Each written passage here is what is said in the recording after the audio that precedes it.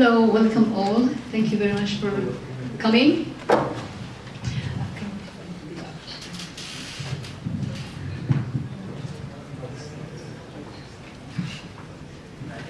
My name is Souad Ali. On behalf of the Council for Arabic Islamic Studies and the Arabic Studies program in the School of International Letters and Cultures, I'd like to welcome you all to our lecture series of the Council. I'd like to acknowledge the presence of all of you and the presence of our director, Dr. Lina Berman, the director of the School of International Letters and Cultures, and Dr. Eugene Clay, the faculty head of Religious Studies, Dr. Eugene Clay and his wife, Ines, and who's a principal lecturer, Dr. Abdullahi Galla from the School of Social Transformation.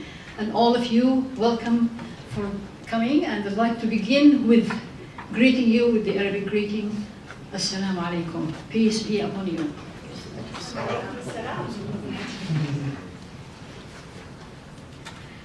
This is the second event of our lecture series this semester. The lecture series began last year, and this is the fourth event of our Arabic film and poetry series. And we would like to welcome warmly Sheikha, Her Excellency Sheikha Hussah Al-Sabah from Kuwait, that I will introduce in a minute, and Dr. Susan Clay, who is the director of the education program of Dar al-Athar al-Islamiyya, and all of you without exception, Ustad Hind Haniya, Ustad Hassan Ajami, our lecturers and instructors in the Arabic Studies program, all of you, and Marli Arbid, and all of you, welcome, very warm welcome, all of the students. I would like to acknowledge the help and assistance of so many of the students. Buthaina Ali Hassan from the student service, our student and colleague, for the great effort she did, and all of the presidents of the Saudi Arabian Club and the Kuwaiti Club, and all of the students from all of them, Yusuf Al-Atwan, the president of the Kuwaiti Club, and Abdul Latif Al-Mulhim, the president of the Saudi Club, and all of you and all of my students and the students from ASU, welcome.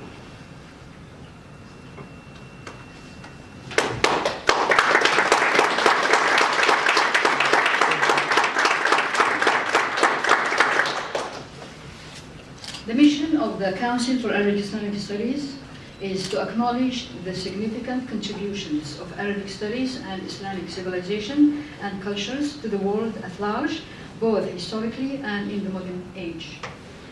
To promote multiculturalism, diversity, interfaith dialogue, cross-cultural understanding, and the expansion of human civilization and cultures through Arabic as well as other Middle Eastern languages. The language seeks to develop constructive academic and cultural interaction and partnership between ASU and similar groups in the Arab and Muslim world.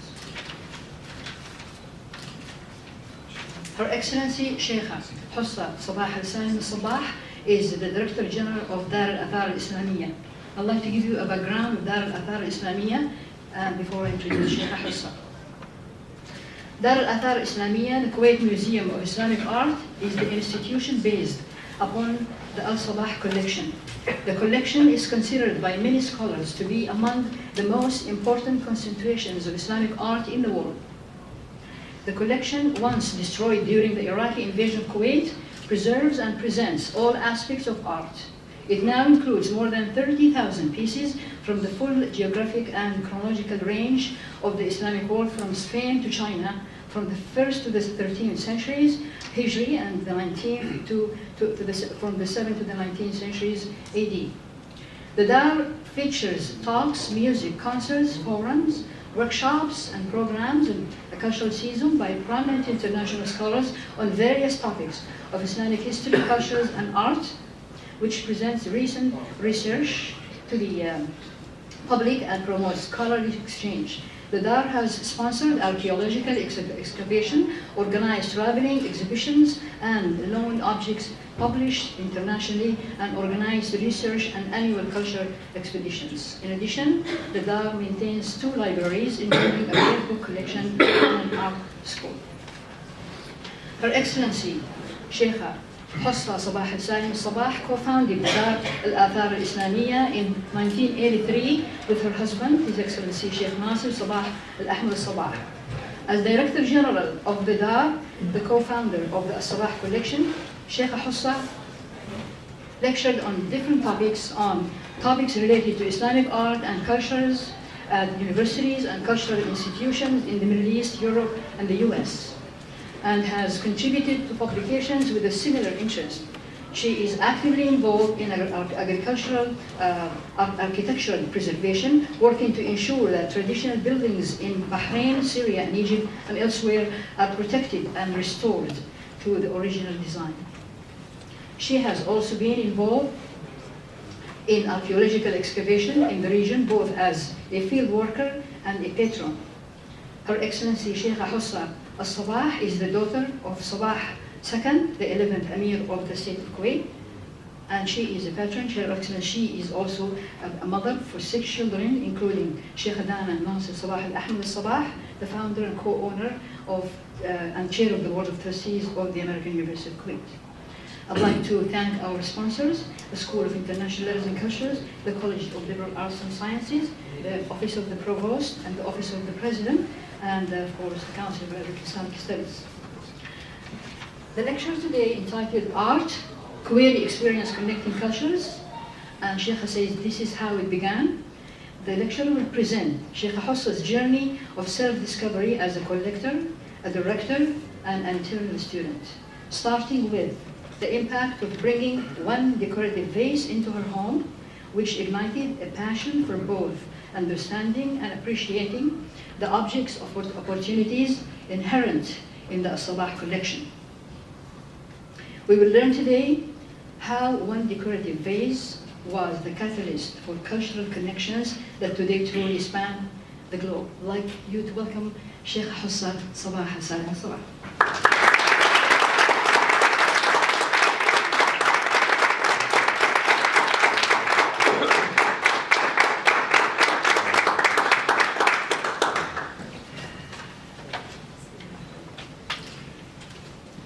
Assalamu alaikum wa rahmatullahi wa barakatuh.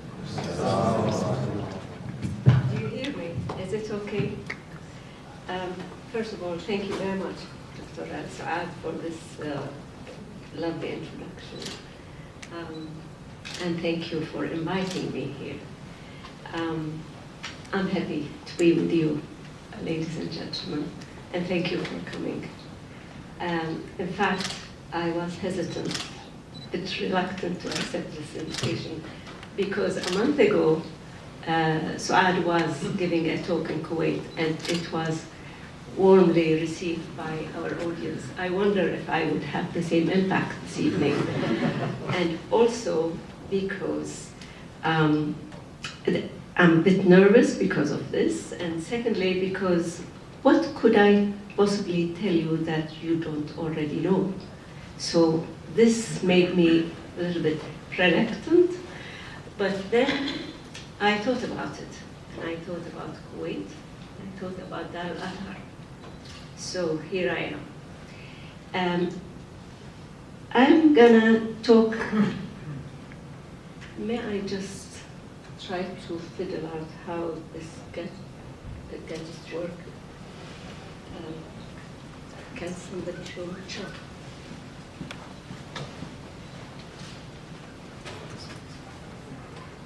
Okay. Shukran. You see, Kuwait is a small country. It is barely a dot. As you can see, the red dots, certain circles in black. Yes, it is a small country, a tiny country, but our impact is much larger than the size of the country. It is a dot, like a dot in a sentence, connecting sentences and ideas, and that is my country. It's a country both a terminus and a starting point. And we hope at Dar al-Athar Islamiyya we aspire to be like Kuwait, connecting people and ideas.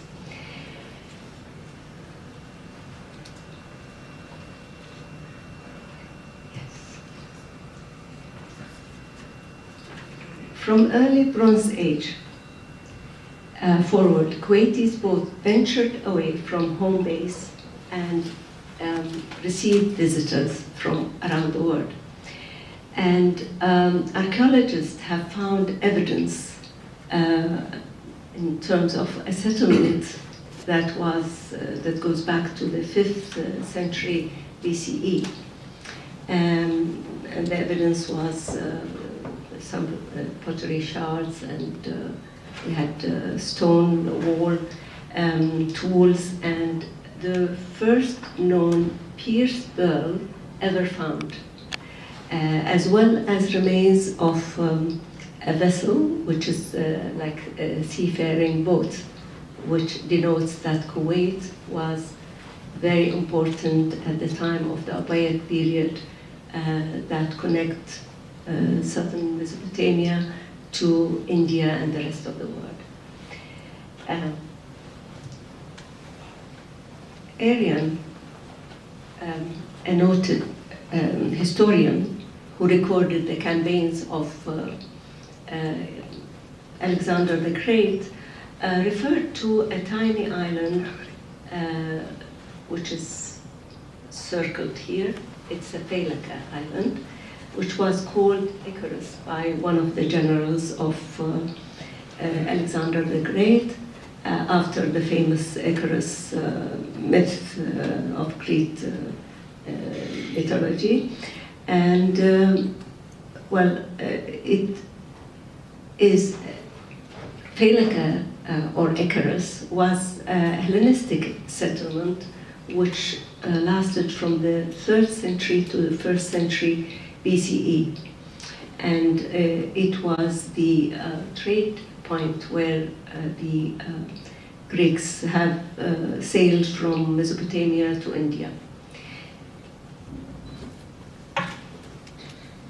And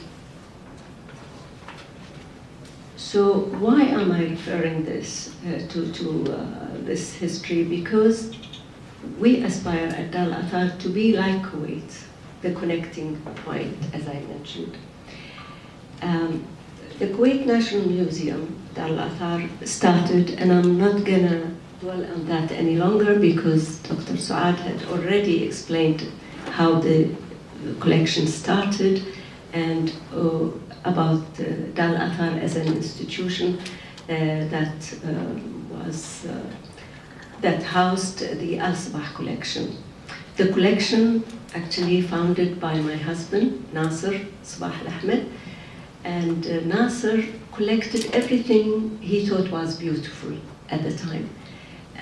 Then he focused on Islamic art because the first object he bought was a 14th century glass bottle from Mamluk period. And that was the mother of the collection and heralded a host of other objects from different periods. And at the time, Kuwait government was building a museum, the Kuwait National Museum, and they asked for a loan from our collection to fill in the gaps in their collection. So we were very happy and we said yes. At the time, our objective was we wanted to share our objects with the people in Kuwait so they can enjoy the historic and aesthetic value of the collection. But also we had another objective in mind, that is of allowing people or showing the multi-cultural community in Kuwait that we are all the same. So the emphasis was on the commonalities, and that is encouraged with our loans and exhibitions abroad. We succeeded somehow in achieving that goal. So, yes. We were thinking that the objects would help Kuwaiti multicultural communities to find the sameness. At that time, I was happily discovering the beauty of the different. So, and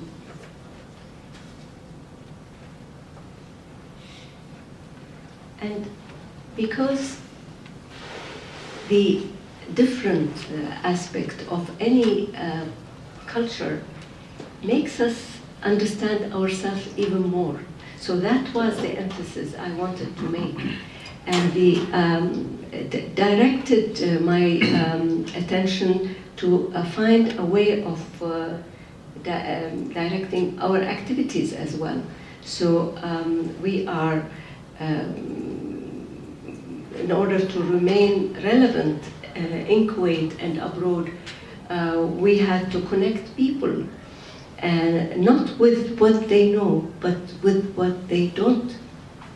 So we had to celebrate the differences.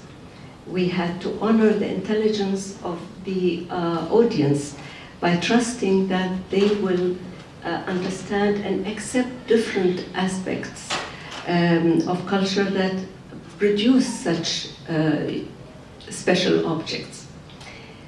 But how?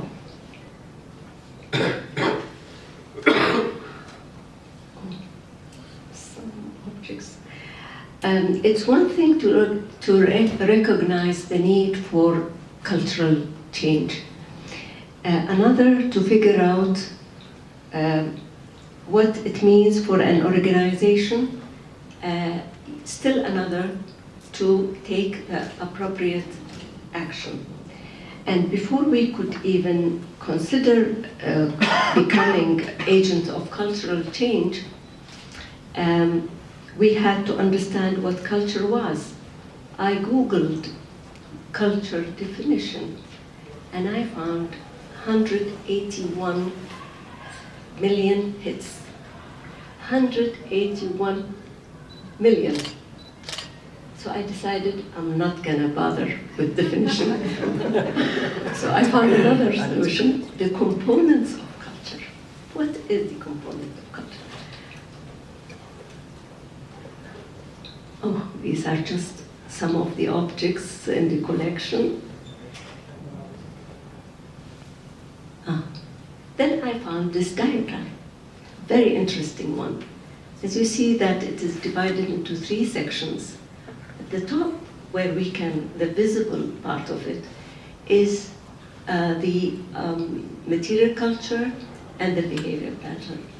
Then there are 2 strata, which is the values and perception and judgments that we make around us, and then the convictions, the lower strata, convictions, faith, and religion.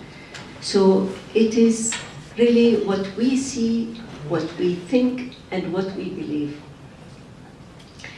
And that, having understood the components,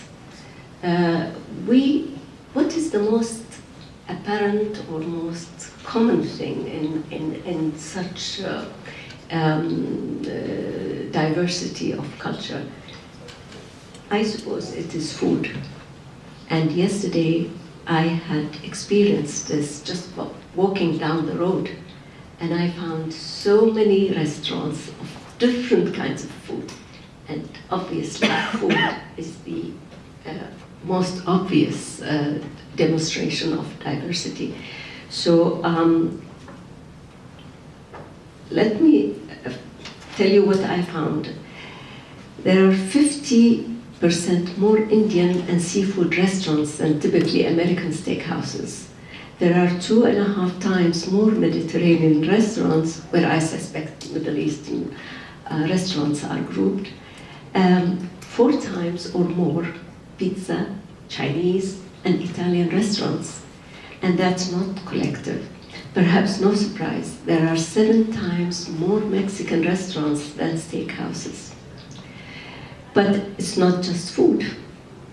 Above the surface, we see acceptance of aspects of diverse cultures in fashion, cinema, theater, language,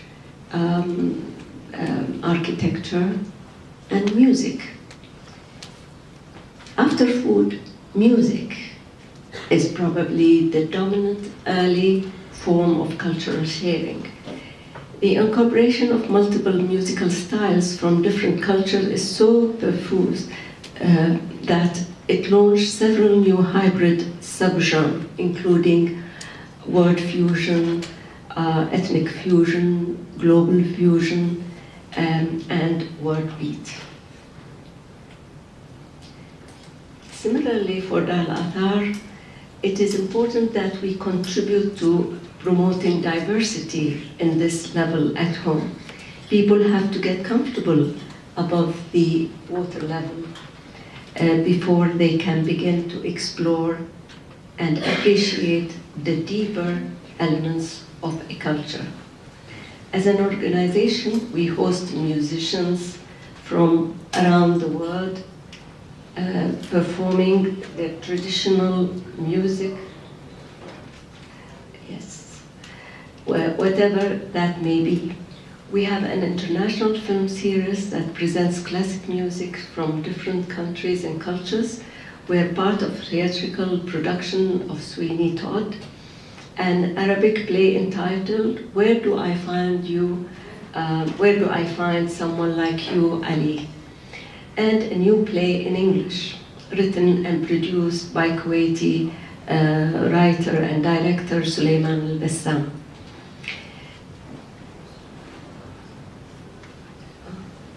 How do I go back? Our special events include the Autumn Festival and International Museum Day, brings together representatives of various cultures, musicians, actors, artists, educators, all under one roof. However, to have a real impact, we have to connect on both the perception and faith / belief strata. Cultural perceptions dictate how we interpret and perceive the world around us. They are affected by stereotypes, traditions that we adopt, the motivation that drive us, and the emotions that invoked when we face specific situations. Changing these is going to take more than just good mechbous, and the Kuwaitis will understand that. It's our traditional dish of rice and mutton or chicken. Back home, we have an exhibition on display now that includes objects from the early Bronze Age through to late antiquities. It's called Splendors of the Ancient East, Antiquities in the Al-Sabah collection. All the objects originated in areas that are or have been part of the Islamic world, but all were created before the advent of Islam. The objects come from Mesopotamia, the Indus Valley, Bactria Mariana, Assyria, Elam, Sasanian Iran, and South Arabia. The exhibition demonstrates the common roots of today's modern cultures. It reaffirms the idea that at heart and history, we have always been multicultural, and that has served us well. When we visit an exhibition or attend a concert or read a book or play music or participate in sports, we actually make a choice based on our taste. By developing our taste, we are developing our cultural identity, and we become aware that others face similar choices. Simultaneously, this taste of art enhances our ability to share experiences and emotions. In another gallery in our museum, visitors discover long ago zoo animals in the Al-Sabah collection. An exhibition of objects from the Islamic world curated by children from the age of 6 to 12. This exhibition and the countless Islamic art exhibitions on display around the world also have the ability to touch people at the perception level. Objects from our collections are now on display in museums like Fine Art Museum in Houston and the Metropolitan Museum of Art in New York. Extending our reach beyond Kuwait to the world at large.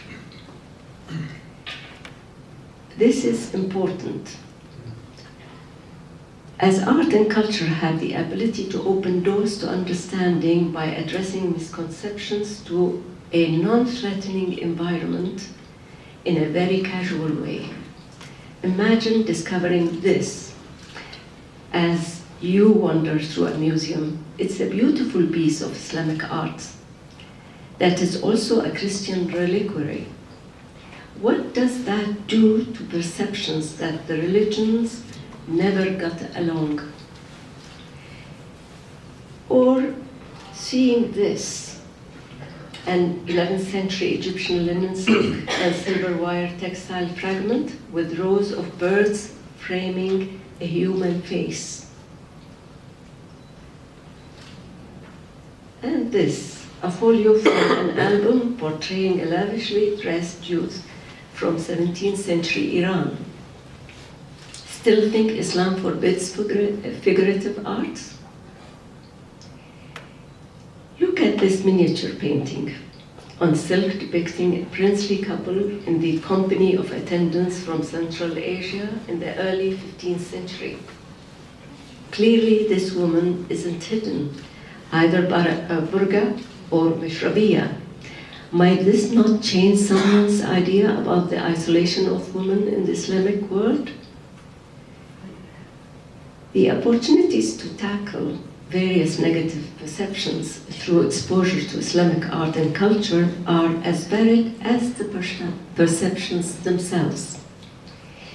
For example, a focused exhibition like this on Islam on science could highlight the Islamic contribution to science, medicine, and math,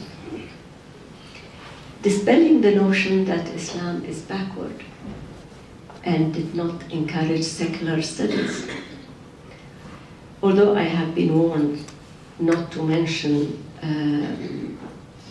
the development of algebra by Muhammad Musa al-Khwarizmi, because that will not be popular amongst the high school students.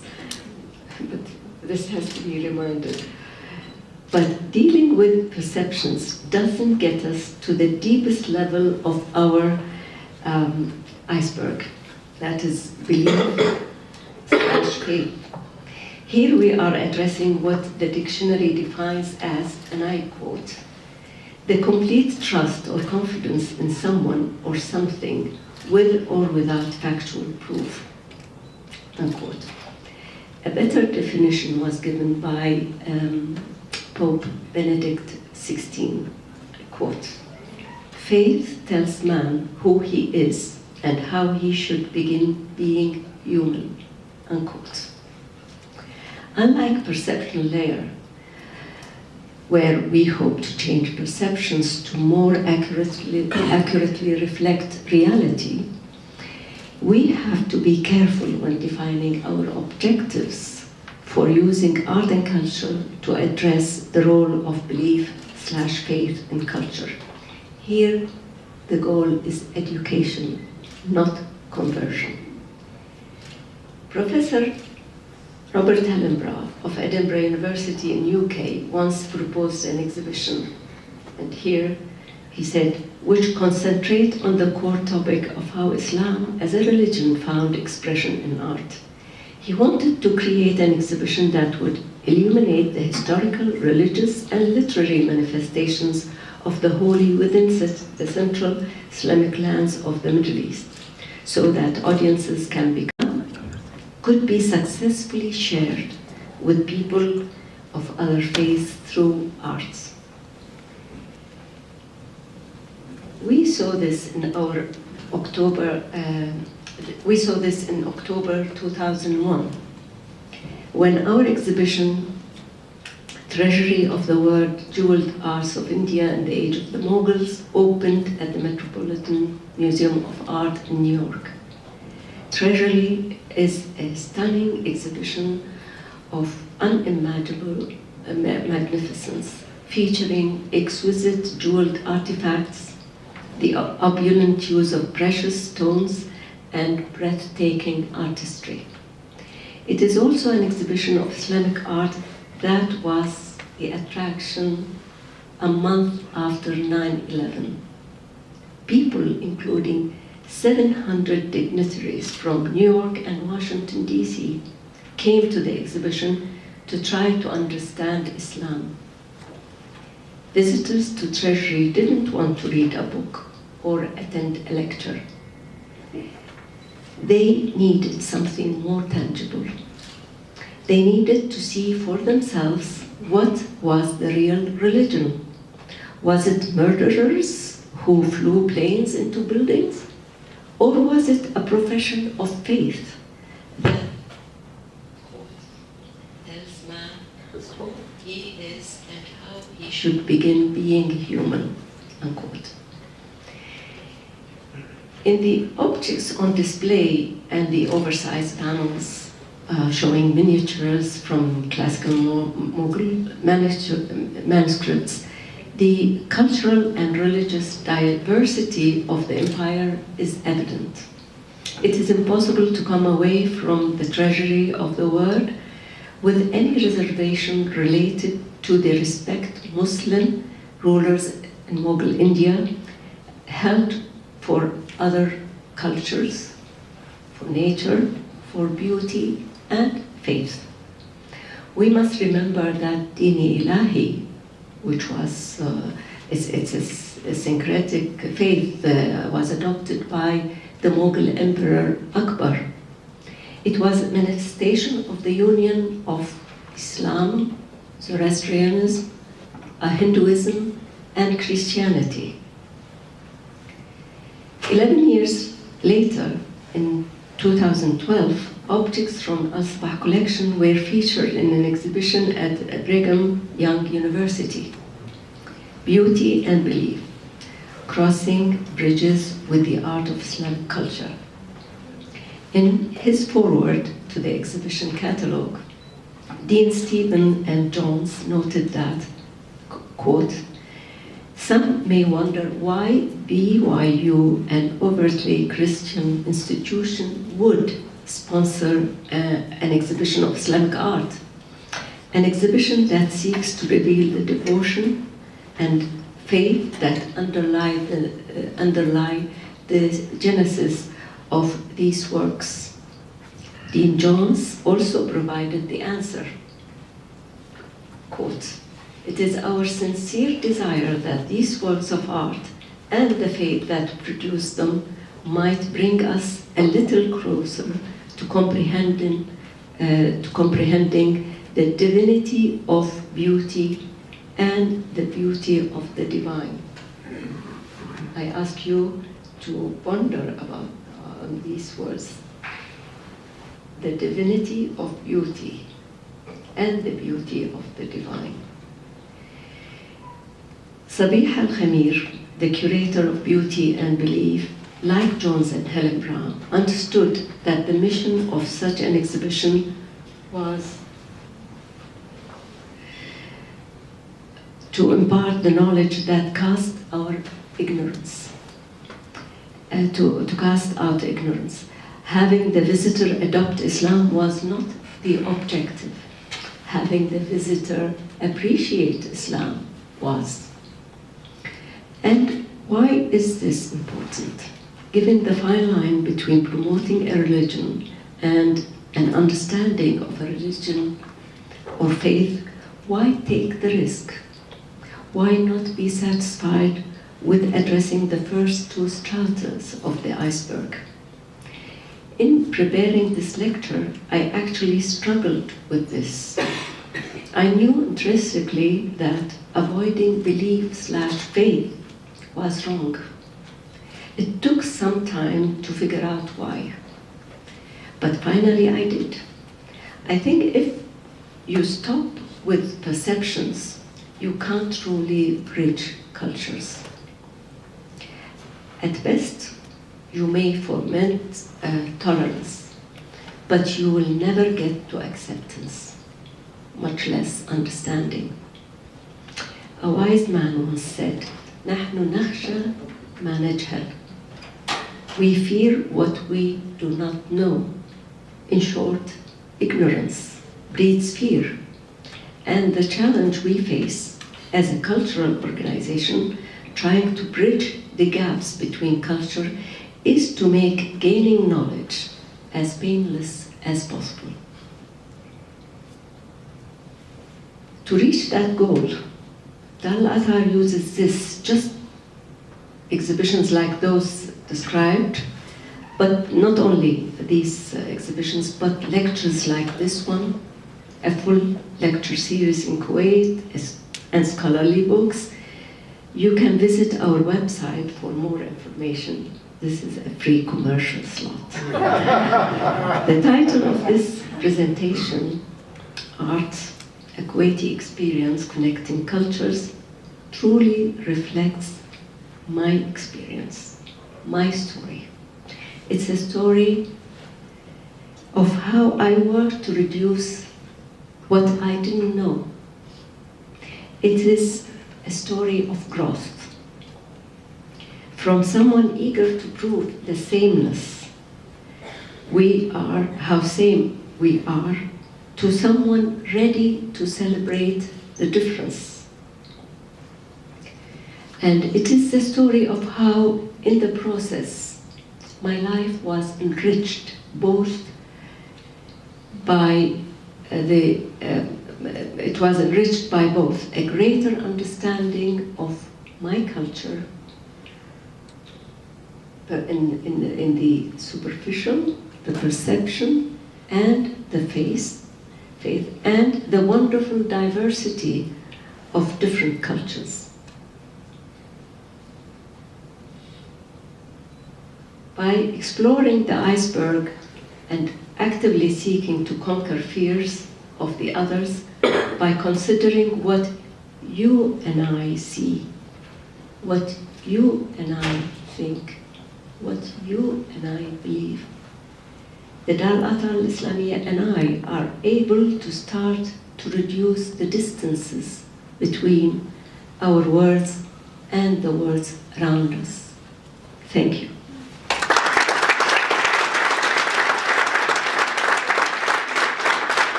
Thank you very much indeed, Sheikha Hussah, Sabah, for this wonderful lecture. The theme, and that has always been my conviction, that art and literature have often been conceived as a cultural tool to facilitate greater human understanding. The more we study others' literary arts and civilizations, the better enabled we become to achieve understanding and to work, hopefully, towards the world of peace. Thank you very much for reflecting the theme and the mission of the Council for Arabic Studies and Humanity at large. At this point, I'd like to open the floor for questions and discussions. So please feel free to raise your hand if you'd like to answer or to ask a question. Hamid. What made you love art in the beginning of the Why did you love art? That's the main question.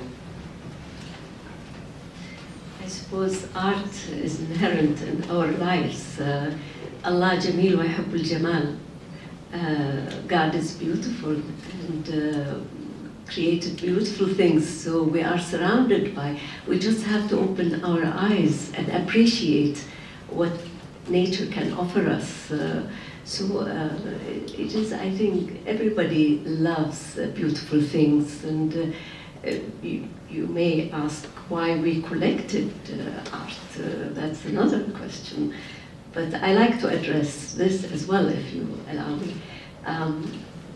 It is really my husband who is the collector, not me. I just hate collecting things because of the responsibility that comes with collecting objects of art.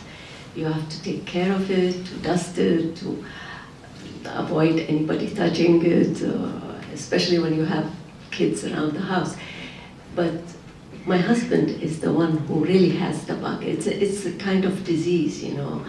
And he keeps buying things for their aesthetic merits. But then later he realized that compiling these objects of art, there must be a reason, a rhyme, a reason behind that.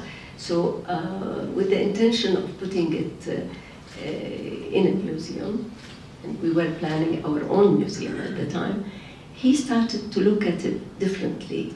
He looked at it as a tool to educate people, not just to make them appreciate the beauty, but also to educate them, to allow them to understand and appreciate works of art and what they embody. Because each piece has a story to tell. And funnily enough, objects of art might be considered dumb, because they are dumb after all.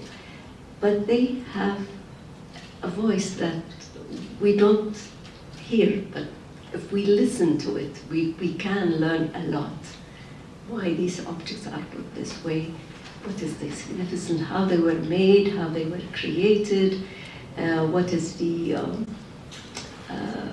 economic situation, what is the political situation, who made them, what are the material used. All these questions are integral part of experiencing works of art. Could you please tell us something about how the organization, about the process of conceptualizing these exhibits, assembling them, and then marketing them to museums and other organizations around the world, how that works? Oh, thank you. At the beginning, we never thought we would have the objects in a museum. But eventually, when Kuwait National Museum was almost ready and it didn't have an Islamic art collection, the government asked us to loan the part of our collection, in fact, all our collection, to Kuwait National Museum, and we did. It changed our perspective. We started to think of it in terms of educational tool, as I explained, and then we started to contact other organizations similar to ours and learn from their experiences,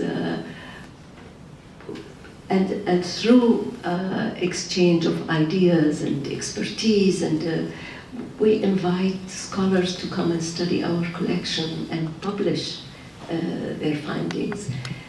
So it is an active institution, and by doing so, we have connected ourselves with many museums in the world.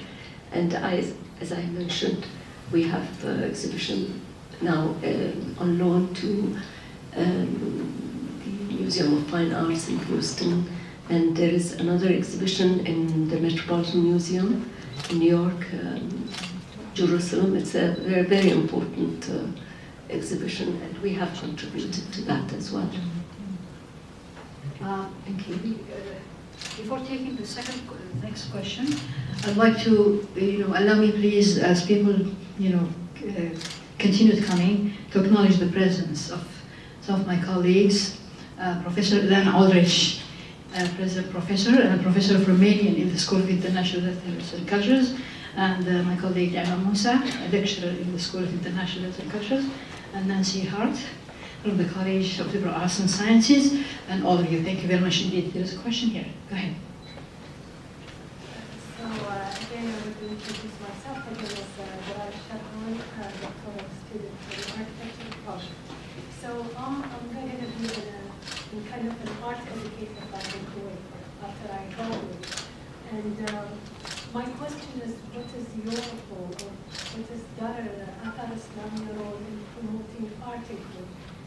You know, as a Kuwaiti culture, we are not an art appreciators.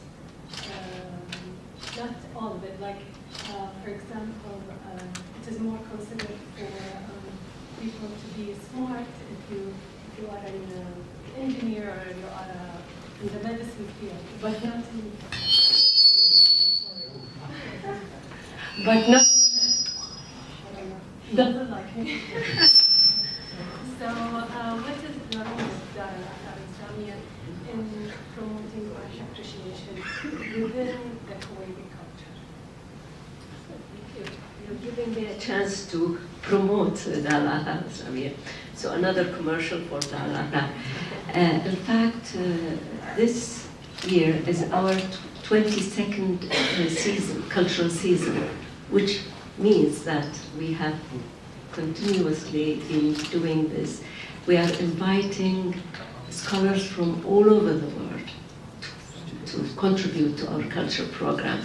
We have lectures every Monday of the month for 8 months. We have concert, musical appreciation, culture, concerts, and from all over the world. Traditional music and also classical music every Wednesday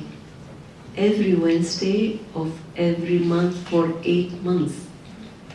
I mean, this is quite remarkable, and you should see that the interest had increased tremendously in Kuwait. And I think to bring awareness of appreciation of art, it takes time. It took time, but now there are more people coming and participating, and we're very, very pleased of the turnover of the audience. And Dr. Souad was there a month ago, and her lecture was received with a lot of enthusiasm. So we are doing the right thing, I think, and I hope that people in Kuwait benefit from it.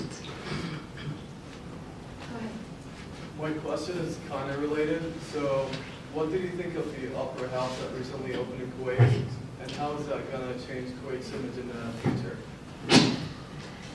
I wish I could apply for that, but unfortunately I haven't visited it because I wasn't in Kuwait when it was opened. So I really am not involved in the construction or the programs. But I assure you, when I go back to Kuwait, I will, inshallah, see it and give my opinion to you when we meet, inshallah. Go ahead. So, what's your favorite piece of Al-Sabah collection? Oh, that's difficult. That's very difficult. Out of curiosity. Okay, my favorite, I'll tell you a few. One of them is a dagger of the 16th century Mughal India. It was one of the pieces that was stolen by our uninvited guests in 1990. It was taken to Baghdad, and with the rest of the collection, the whole collection was taken to Baghdad. And funnily enough, it was popped up in an auction in London at Sotheby's, this same dagger. And it was in good time for us to identify it and produce all the documents necessary to say, to show the ownership. And Sotheby was gracious enough to return the dagger to us. So it's like a returning home of a lost child. That is one of the pieces that has significance. Another piece which I find fascinating is a small 11th century Ghaznavid spoon and fork, folding spoon and fork. Why I like it? Because although it is a tiny piece, it's this size, you know, but it denotes something more profound, that at that time, these people were so sophisticated that they carried these cutlery, let's say, folded them and put them on their waist, on the belt. So they moved with their cutlery and silver cutlery. And it is inlaid with beautiful inscription. So that also is a very interesting piece for me. I mean, there are other pieces that I love, but these are the most significant for me. First, thank you for your effort in this work. I remember I came for a lot of your events, Salman, Sam, and a few others. I remember the first time I saw an ad, and I was wondering, well, how can it fit Dar al-Athar and a musical in it? So you talk about what was your effort in the other side of the world, the outside of Islamic world. But the other picture is, we saw what is our relation with this art, because any human being, any civilization, without its art piece, it's missing. It's not a whole. So it was a new idea for me, and to see the big picture, I think. So thank you for that. Well, thank you. In fact, you summarized my lecture. This is what we are trying to achieve, is this all-encompassing wholeness, you know, that we are all the same. With all our differences, we have to acknowledge the differences, accept them, respect them, and appreciate them. And that's what we are doing in Dar al-Athar. We invite classical music, theater that is sort of alien to our culture, but we appreciate it all the same, because we belong to the same world, and I think this enriches our life. Go ahead. So what do you say to people that think art was at its peak and at its finest when the Islamic civilization was, the religion itself was the weakest?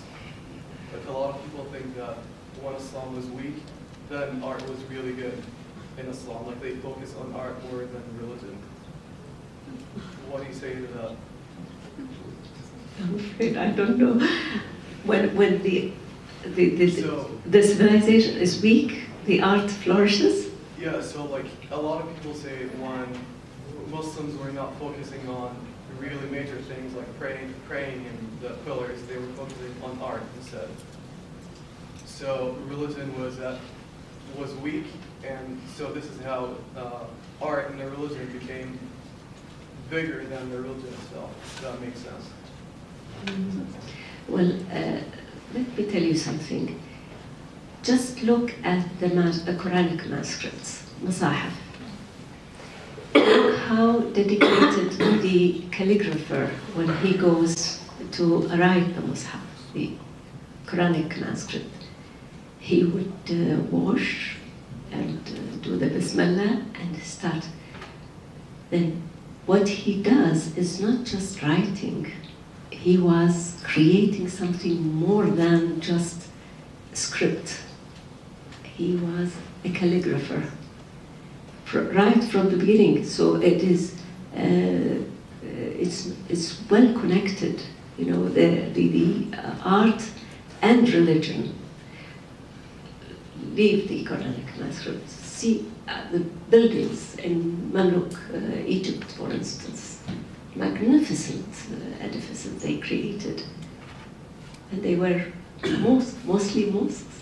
So I don't know why there is a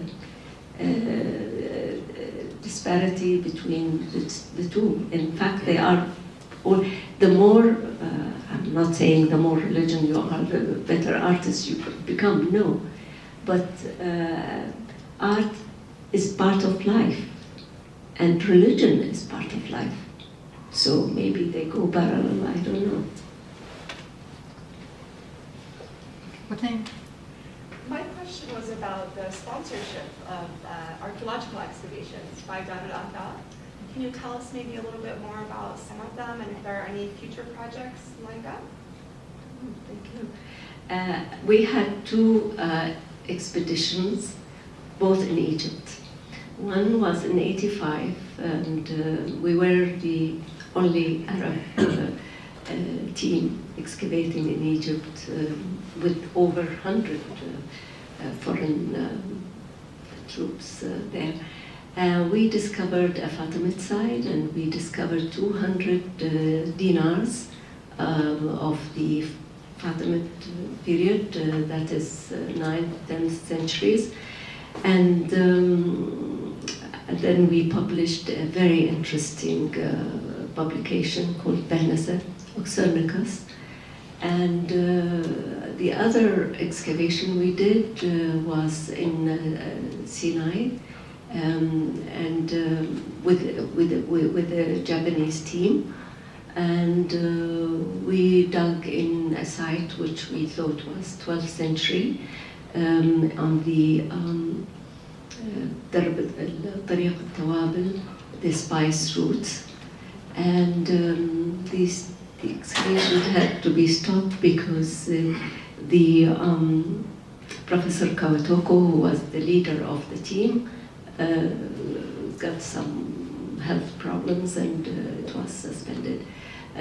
But why we're doing this? Because as an institution, we stretch ourselves. It's not just taking care of object of art, but we want to see or to explore something, something that is from under the ground, and we know the authenticity of the pieces, and it's really help understanding on also the scholarly work we and others are doing.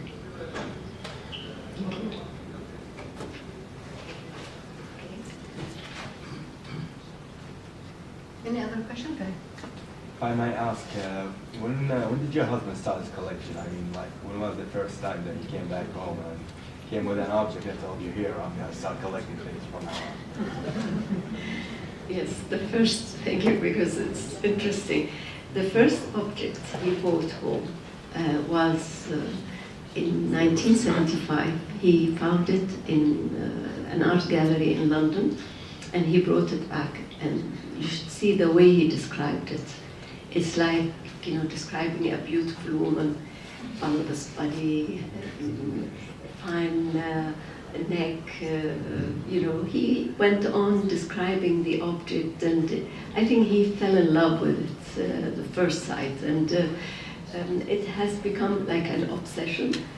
Then he started to compare objects, visit museums, visit private collections, and excavation sites, just to learn more and more. And on the way, he made many mistakes. He bought many forgeries, and he learned in a very expensive way, I tell you. I don't advise anybody to go through what he went through. So, and then he realized that this is something that doesn't belong to him. He wanted to share it with others. And then we both felt that we are only custodians of these objects. It's our responsibility to preserve them, study them, publish them, make them available to scholars. So it changed the perspective, and he started to fill in gaps. And in our collection, we have many study pieces that you don't find in many museums, you know, in our region. Because, for instance, in our region, they only go for the best, you know, the masterpieces, and ignore the study pieces. We do both. So that's the uniqueness of Dar al-Athar.